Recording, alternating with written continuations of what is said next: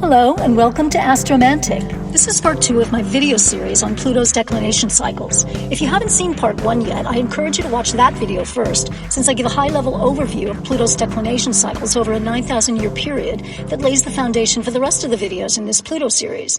And if you don't know what declination is, or the angle of obliquity, or what it means for a planet to go out of bounds, please watch my video called Astrology Coordinates, where I explain all that. In this video, I focus on Pluto's out-of-bounds south period that began in 1774. Here's the line graph again that I included in my Pluto declination part 1 video, depicting Pluto's 10 out-of-bounds subperiods over the entire 21 years of this cycle. In this video, I'm pointing out the major events of each of Pluto's 10 out-of-bounds subperiods and significant events that occurred during the inbound months between the 10 out-of-bounds subperiods to show you what was going on here on Earth, focusing on America and France, while Pluto was ramping up to its highest declination of the entire cycle and then decreasing again in declination before it went back inbounds at the end of this entire out-of-bounds south period in 1795. It's obvious that political tensions in the American colonies were heating up as Pluto's declination got closer and closer to going over the angle of obliquity, meaning it would then be out of bounds. At the end of 1773, on December 16th, about 7 months before Pluto first went out of bounds, the people of Boston and the colony of Massachusetts were so fed up with King George III's oppressive rule over them, especially via acts of Parliament that placed high taxes on various goods, and the unfair way that Parliament gave the East India Company a monopoly on the tea trade, that they protested, insisting no taxation without representation, since colonists weren't allowed to be members of Parliament, yet were held to Parliament's unjust laws. So on December 16th, 1773, the patriots of Boston donned Mohawk Indian costumes, crept aboard 3 British ships carrying the tea, and dumped all 342 chests of the stuff into the harbor in what would become known as the Boston Tea Party. 3 months later, on March 31st, 1774, while Pluto was still in bounds, Parliament retaliated by passing the first of what were known as the 5 Intolerable or Insufferable Acts, which were key to inflaming tensions even more in the colonies. Parliament's Massachusetts Government Act revoked self-governance in that colony, replacing its charter with royal rule by the king's subjects. The Boston Port Act closed the city's port until the colony paid for the tea they destroyed. The Administration of Justice Act deemed that the trials of British officials were to be moved to England because it was thought they wouldn't be tried fairly in the colonies. This meant that all colonial witnesses had to travel to and from England for these trials at their own expense. The Quartering Act forced colonists to provide housing for British troops, and the Quebec Act gave to Canada much of the land of what is now the Midwestern United States, voiding land claims made by the Ohio Company. Needless to say, the colonists were outraged by these harsh new laws. Then, on July 30th, 1774, Pluto went out of bounds. The first subperiod of this 21-year-long out-of-bounds south cycle lasted about 5 months, until December 27, 1774. During this time, the First Continental Congress met on September 5, 1774, in Philadelphia. This was the first time the American colonies came together as a unified body, or at least 12 of the colonies did, since Georgia didn't send any delegates. The First Continental Congress convened for about 6 weeks and decided to boycott British goods. They also wrote a petition to the king listing all their grievances and demanding the Intolerable Acts be repealed. But of course, the acts were not repealed. So when Pluto went back in bounds on December 28, 1774, for 6 months, all hell broke loose with the first of the military skirmishes of the Revolutionary War. The battles of Lexington and Concord were fought on April 19, 1775. This is the conflict famously referred to as the shot heard round the world, when someone, either a patriot or a British redcoat, it's not known, fired the first shot in Lexington that began the Revolutionary War. The battles of Lexington and Concord are also known for Paul Revere's midnight ride, as he notified the colonial militias, "The British are coming, the British are coming." His role was immortalized in Henry Wadsworth Longfellow's poem, Paul Revere's Ride. Pluto was still in bounds after this first out-of-bounds subperiod when the Second Continental Congress met on May 10, 1775. This group became the de facto government of the United Colonies up to March 1, 1781, so during the entire Revolutionary War, and then it became the U.S. federal government after the war. All 13 colonies were represented in the Second Continental Congress. Meanwhile, in France, where another revolution would soon be brewing, Louis XVI was crowned on June 11th, 1775, still in this inbounds period. He had married Marie Antoinette 5 years earlier in 1770. Louis XVI helped the American colonists defeat their common enemy, the British, by giving financial and military support to the American patriots, though in a few years, he himself would become a victim of his own country's revolution. Pluto's second out-of-bounds subperiod lasted 7.5 months, from June 24, 1775 to February 6, 1776. This is when Ben Franklin was appointed first Postmaster General, a month into the second subperiod. The Continental Navy was established on October 13, 1775, and then, near the end of Pluto's second out-of-bounds subperiod, reformer Thomas Paine first published his wildly popular 47-page pamphlet, Common Sense, on January 10, 1776, in Philadelphia, making the case morally and logically for why the colonies should be independent of Great Britain, and why they must fight right now to get this done. It was a huge success, selling over 500,000 copies in its first few months, and did much to convince the colonists of the necessity of the revolution. It's still in print today. During the following inbounds period, beginning February 7, 1776, a couple of highly significant books were published. Edward Gibbon, a historian and member of Parliament, published the first of his 6 volumes of the history of the decline and fall of the Roman Empire on February 17, 1776. The other 5 volumes of his masterpiece would be published during Pluto's long third subperiod. It was very popular with the public. He was praised by all the intellectuals of the day and made a Fellow of the Royal Society in 1788. The work is still in print today.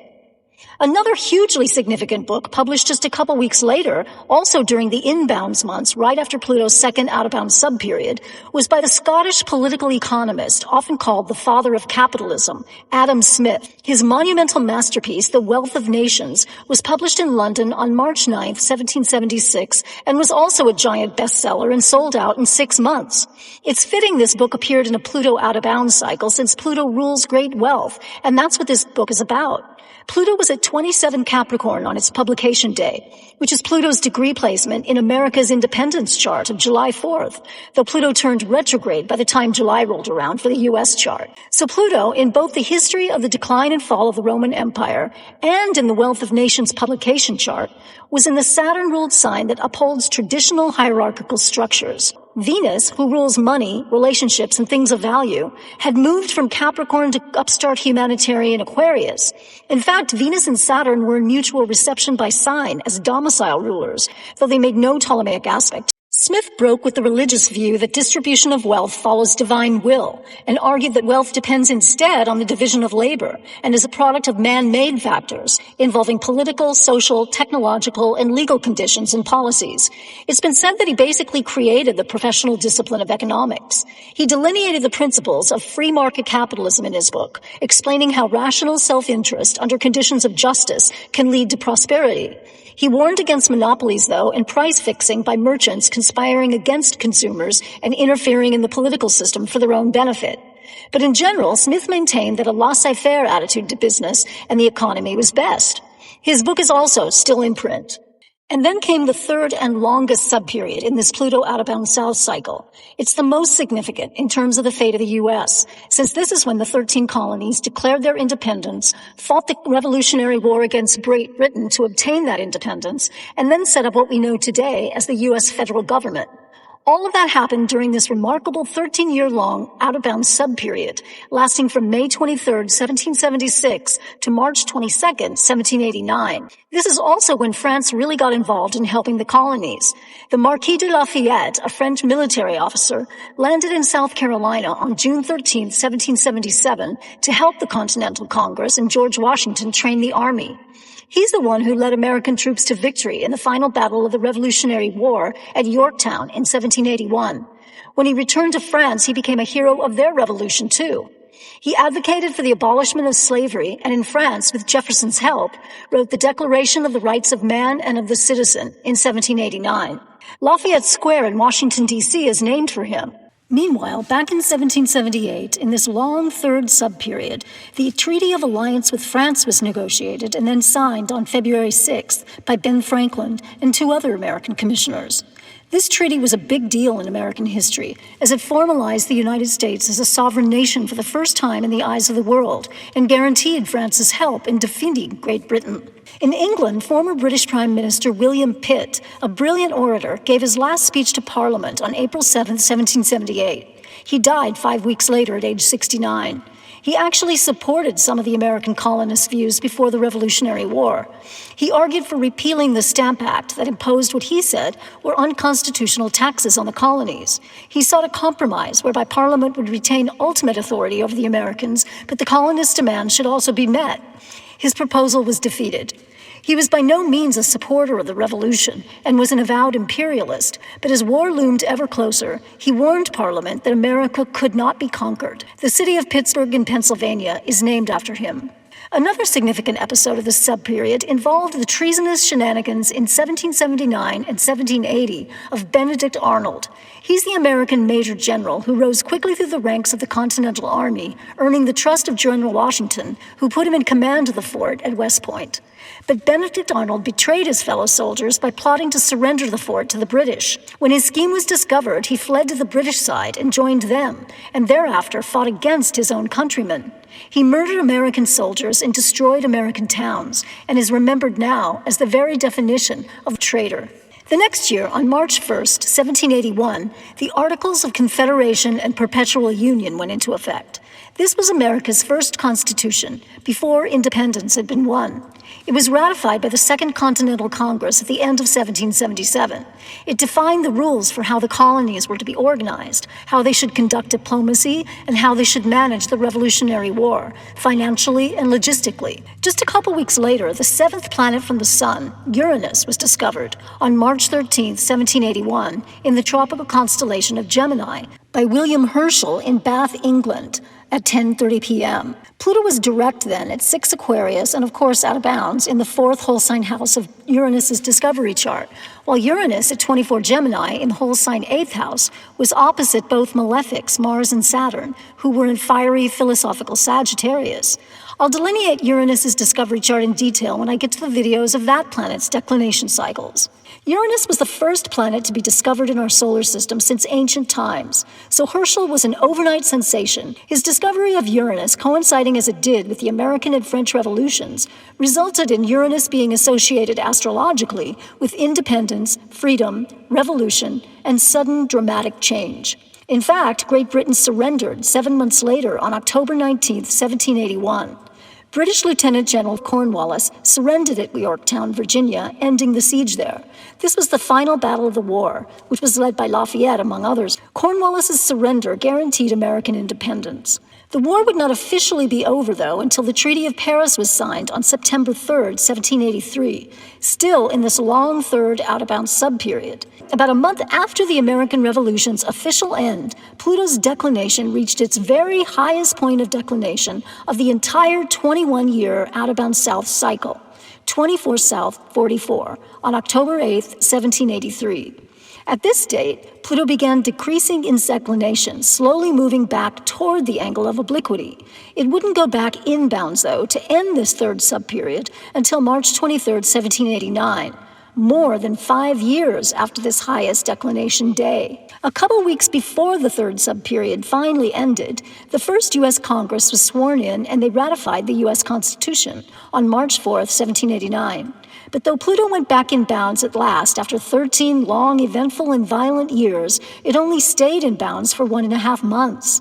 During this short inbounds period, George Washington's first term as the United States' first president began on April 30th, 1789, when he was inaugurated in New York City. Not even a week after Washington's first inauguration, the French Revolution officially began on May 5th, 1789, when the Estates General met.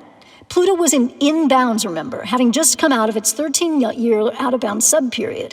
The Estates General was a general assembly of delegates called by King Louis XVI that represented the 3 estates of France, the clergy being the first estate, the blue sections here on the map with 304 members, and the nobles, the second estate, the red jurisdictions on the map with 282 delegates, and the commoners, the third estate, the gold areas on the map with 624 men. The king had agreed to double their number, member, thinking he could outvote them since he believed he had the clergy and the nobles on his side. That's because the king intended to count each entire group's votes equally, meaning it didn't matter how many people were in the commoners group, since they'd just get one overall collective vote for the whole group, same as the nobles and clergymen.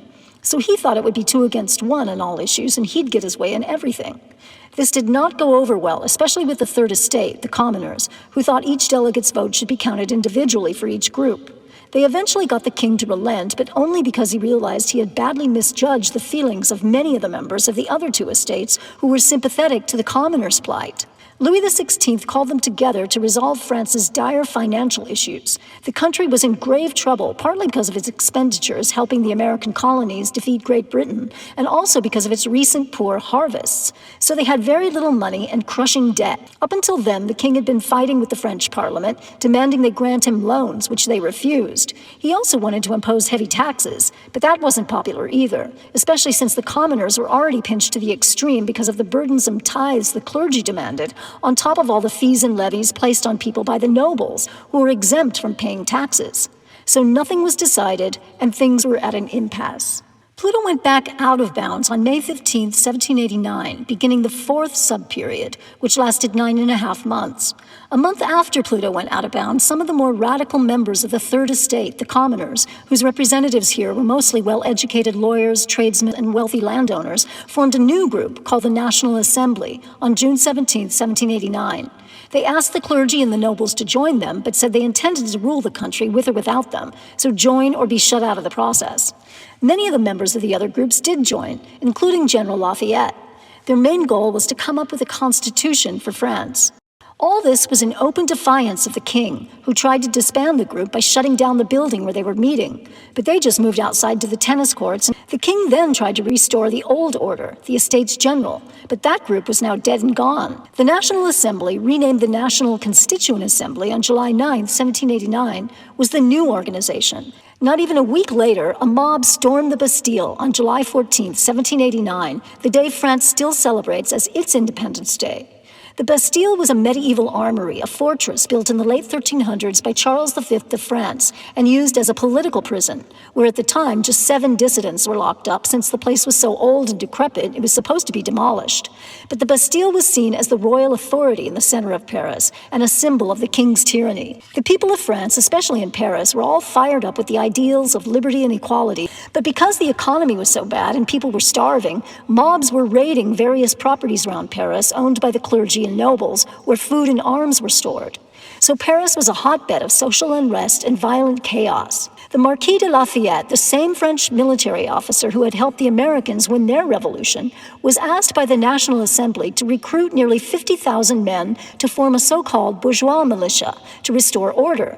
This group became known as the National Guard of Paris. They're the group that took up the tricolor French flag of red, white, and blue. So on July 14th, a mob of about 1,000 insurgents overran the Bastille, and after 4 hours of heavy fighting against the prison guards, seized control and freed the 7 inmates.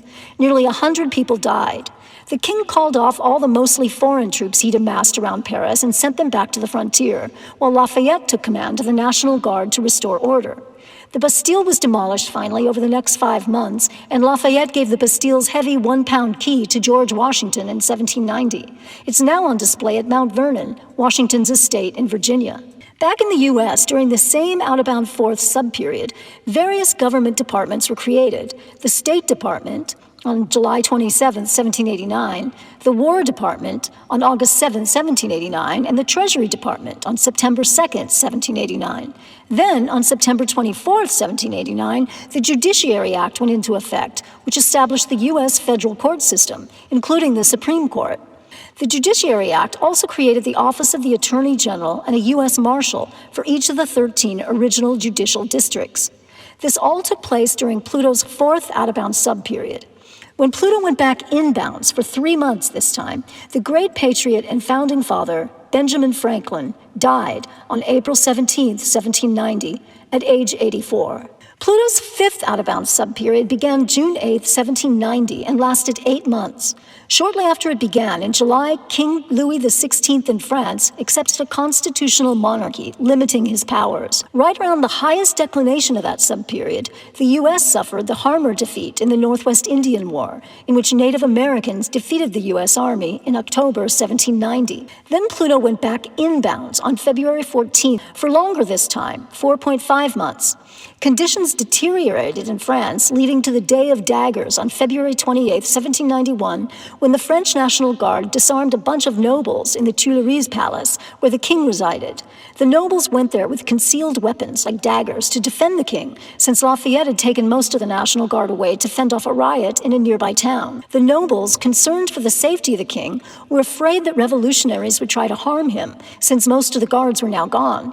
Meanwhile, the few remaining guards thought the nobles were there to spirit the king away to another country, where he'd try to rally foreigners to help him restore his absolute monarchy.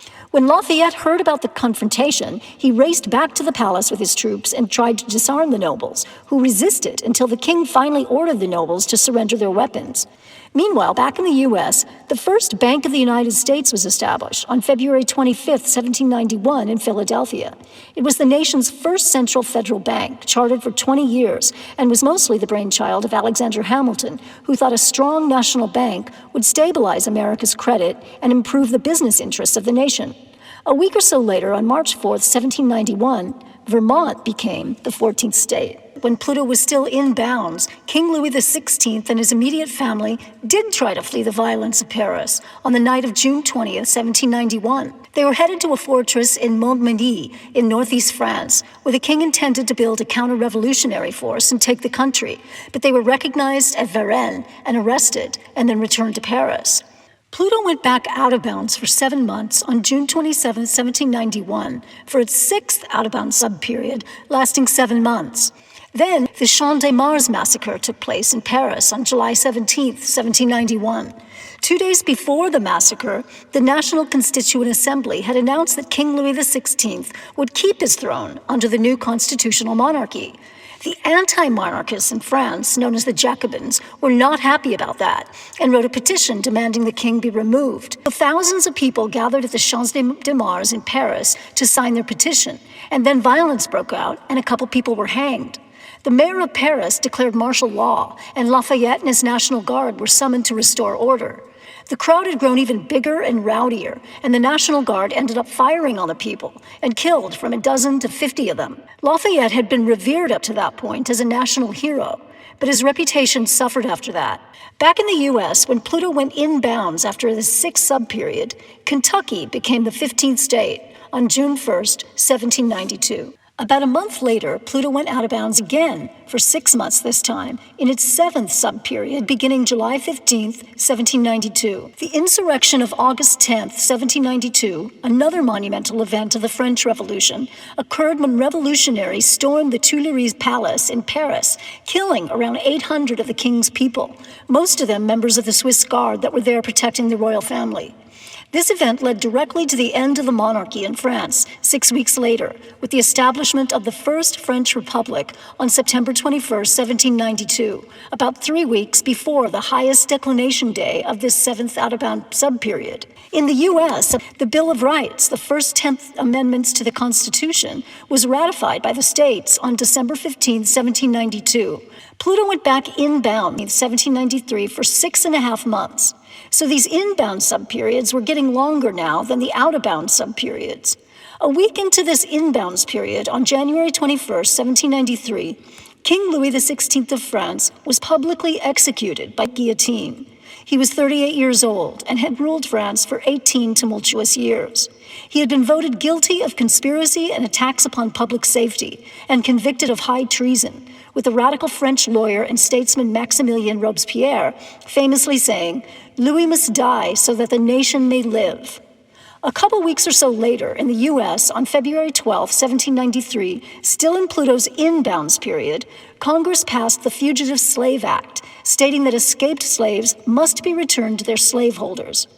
On March 4th, George Washington was inaugurated for his second term as president. Pluto went into its 8th out-of-bounds subperiod on August 2nd, 1793, for almost 5 months, until December 29th, 1793. This was a very ominous subperiod, as it included the beginning of the Reign of Terror in France on September 5th, 1793, with the formation of the Revolutionary Tribunal, a court that presided over political offenders, with a jury of 12 selected from among pro-revolutionary activists. During the Reign of Terror, political violence broke out all over France, with bloody massacres and constant public executions. About 16.6 thousand official death sentences had been carried out, and another 10,000 unofficial deaths occurred because people were executed without trial or while imprisoned. Some argued that terror was the only way to preserve the new nation from enemies of the revolution, within and without. Then, on the very day of Pluto's highest declination of this subperiod, October 16, 1793, Marie Antoinette was executed by guillotine, about 9 months after her husband, King Louis XVI's execution. She was 37 years old. Pluto went back inbounds on December 30, 1793, and a month or so later, the French First Republic abolished slavery on February 4, 1794. The U.S., for their part, passed the Slave Trade Act on March 22, 1794, which limited U.S. involvement in the international slave trade. During this inbounds period in France, the Reign of Terror finally ended with the execution by guillotine of the once heralded progressive lawyer and revolutionary Maximilien Robespierre. He was killed on July 27, 1794, at age 36. Robespierre had been one of the fiercest advocates for the Reign of Terror, believing it suppressed anarchy and preserved the Republic. He said, "Terror is nothing other than justice, prompt, severe, inflexible. It is therefore an emanation of virtue. Subdue by terror the enemies of liberty, and you will be right, as founders of the Republic." Pluto went back out of bounds a month later, on August 24, 1794, for its 9th out-of-bounds subperiod. This one lasted just 3.5 months, until mid-December. In the U.S., President George Washington once again mounted his horse and went into battle, this time to lead the army to end the Whiskey Rebellion on October 14, 1794. This was a tax revolt that began in 1791 with the passing of a tax on whiskey, the first tax passed by the national government to help repay its $54 million war debt. But citizens, mostly in the western regions, refused to pay the tax and attacked a U.S. Marshal who had arrived in western Pennsylvania to make them. About 500 armed men also attacked the home of the local tax collector. Negotiators arrived and peacekeepers, but they got nowhere, so governors were asked to send militias to help enforce the tax collecting. Washington rode at the head of this 13,000-strong force. The rebels all ran away, and only a few were arrested. But it was clear to all that the U.S. government was not messing around, and if you defied its laws, it would not hesitate to enforce them. In the following inbounds period, Congress passed the 11th Amendment to the Constitution on February 7, 1795. This was the first amendment following the original 10 of the Bill of Rights, and was meant to overrule a SCOTUS decision in Chisholm versus Georgia from 1793, in which the court allowed citizens to sue other states in federal court. So this amendment established the principle of state sovereign immunity, protecting states from federal suits brought by citizens of other states or foreign entities. Another significant event of this last inbound subperiod was when President Washington signed the Jay Treaty with Britain on August 14, 1795. It was a treaty that came together in 1794 and resolved a bunch of issues lingering with Great Britain after the Revolutionary War to do with commerce and navigation and the continued occupation of territory by the British in the United States. It had been devised mostly by Alexander Hamilton. The treaty was named after the chief negotiator, John Jay, the Chief Justice of the Supreme Court, who was also one of the negotiators of the Treaty of Paris that had ended the Revolutionary War. But it pissed off the French, who were now embroiled in their own revolution and at war with many European powers intent on preserving monarchy. The treaty made nice with Britain, and especially its powerful navy, and declared the U.S. was neutral regarding the European wars. The treaty also further divided American people, who had begun splitting into two different parties after the Whiskey Rebellion: the Federalists, who supported a strong federal government, like Hamilton, and the Democratic Republicans, led by Jefferson and Madison, who didn't want a strong federal government. And then on September 25, 1795, Pluto went out of bounds again to begin its 10th and final subperiod of this out-of-bounds south cycle. It stayed out of bounds for just 1.5 months. During this time, the U.S. and Spain signed the Treaty of Madrid, establishing the boundaries of the Spanish colonies in the U.S. on October 27, 1795. The very last day Pluto was out of bounds, after 21 long years, ending this out-of-bounds south period that began in 1774, was November 11, 1795. A year later, with Pluto now firmly back in bounds, Washington gave his famous farewell address on September 17, 1796, after declining to run for a third term.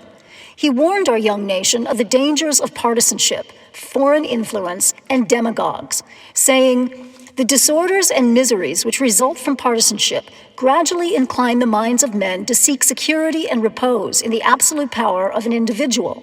And sooner or later, the chief of some prevailing faction, more able or more fortunate than his competitors, turns this disposition to the purpose of his own elevation on the ruins of public liberty."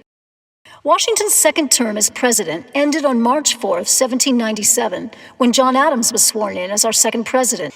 In France, meanwhile, on November 9, 1799, 4 years after Pluto went back in bounds, Napoleon Bonaparte's coup of the 18th Brumaire ended the French Revolution. He declared himself Emperor of France in 1804, ending France's revolutionary dream of equality, liberty, and fraternity for all, and replacing it with his authoritarian dictatorship. About a month after Napoleon's coup in the United States, George Washington died on December 14, 1799. The major themes of this 18th century out-of-bounds South Pluto period obviously include power and control. Coinciding with the discovery of Uranus, the urge for independence and liberty and freedom from tyranny dominated public consciousness, especially in the American colonies and then in France. Violent uprisings and war resulted when the clash between these opposing ideologies, monarchy versus democracy, became irreconcilable and intolerable. In my next video, I look at Pluto's zero declination period that began in 1860, following this out-of-bounds south period. See you then. Thanks for watching Astromantic.